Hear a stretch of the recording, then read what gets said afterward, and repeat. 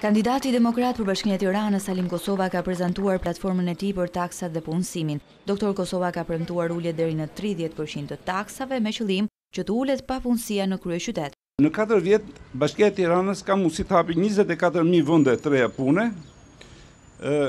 Këto nga investimet dhe politikat bashkiake direkt të Bashkisashme Tiranës.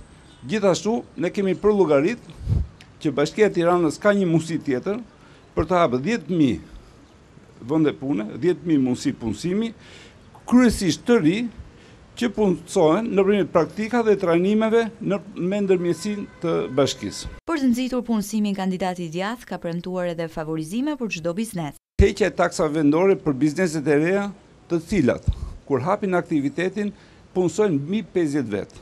Don çdo biznes që do marrë këtë iniciativë, që do bëj këtë hap në drejtim të aktivitetit ekonomik të Tiranës, Bashkia do t'i ofrojë këtë lloj ndihme për krah në mënyrë që të nxisim punësimin.